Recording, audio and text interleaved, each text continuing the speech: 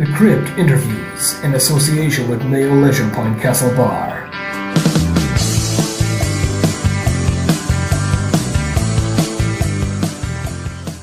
You're listening to The Crypt, and for this month's Travelgram, I visited Amsterdam. And as somebody who is fascinated with the world of the weird and wonderful, I was very excited to visit Ripleys, believe it or not.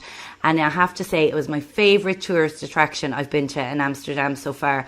And joining me on the show now is the marketing manager of the museum, Alejandra Ramos. So you're very welcome to the show. Hi, Rita. Thank you so much. Well, firstly, the founder of the wonderful Ripleys, believe it or not, was Robert Ripley, who lived a very exciting and adventurous life. So could you give listeners a short bio of who he was? Yeah, sure. Well, Robert Ripley, he basically was a cartoonist from New York. He started his career at a newspaper, a local newspaper. What he did, he started this cartoon called Chump and Chumps in 1918.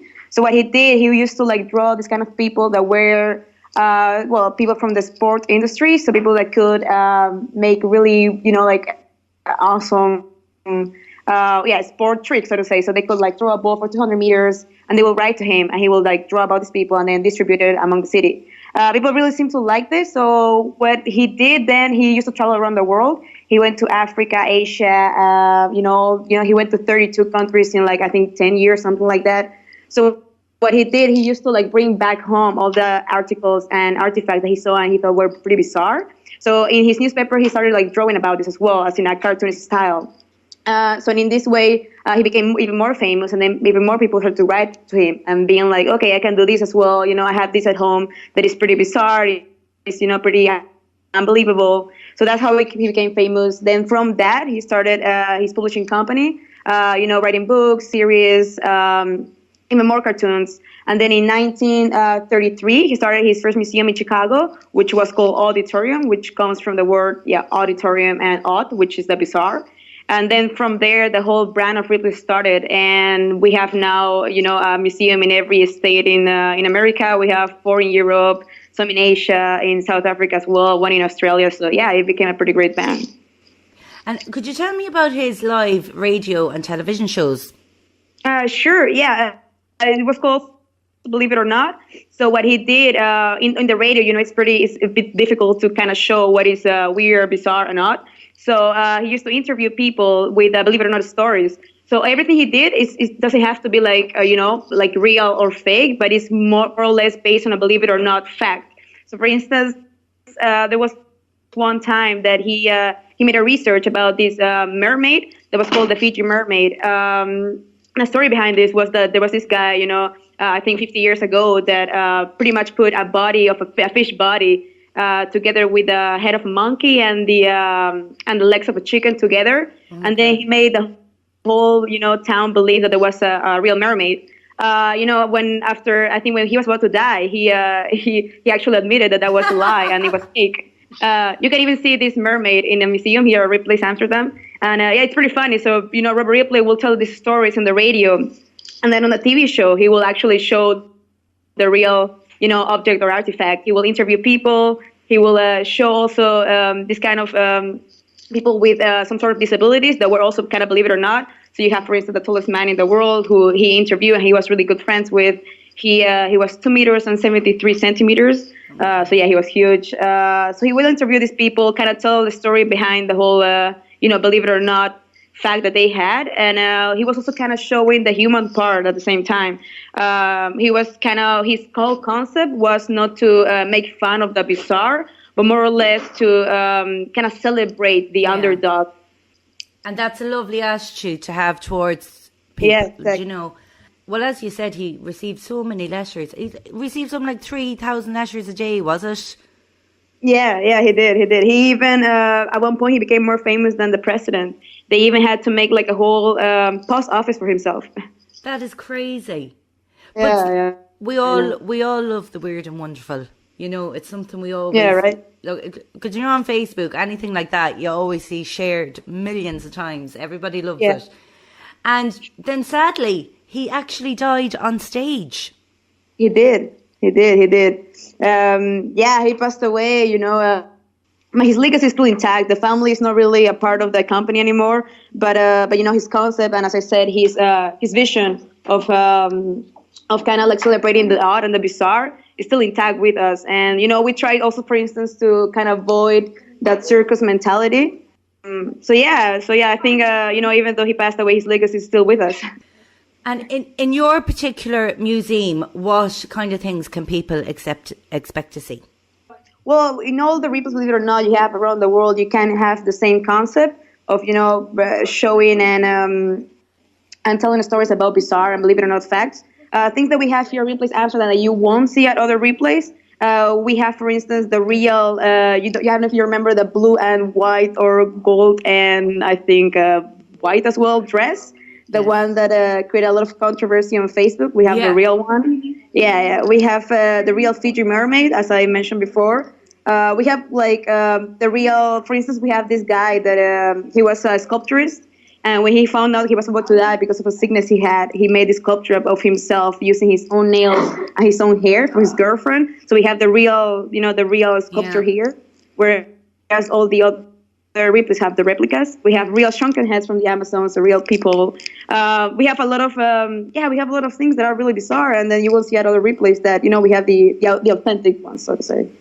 We absolutely loved our visit there. It's just so fascinating.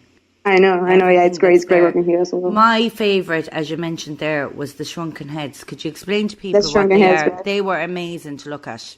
Sure. It's actually, to my personal opinion, it's the most, it's the most symbolic exhibit from Ripleys, believe it or not.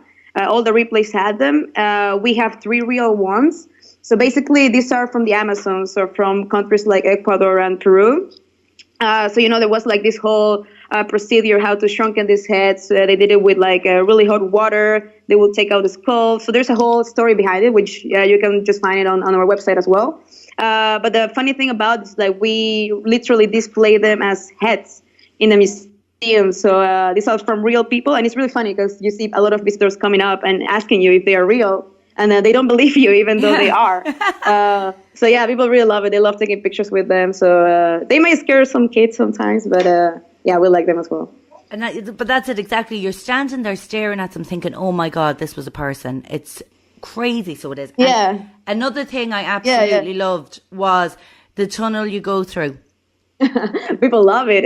We wouldn't think people would like it that much. Yeah, it's really funny. We people are working in the museum, we can just walk through the tunnel without touching anything. So it's really easy for us. But when you try it for the first time, you feel like you're spinning around.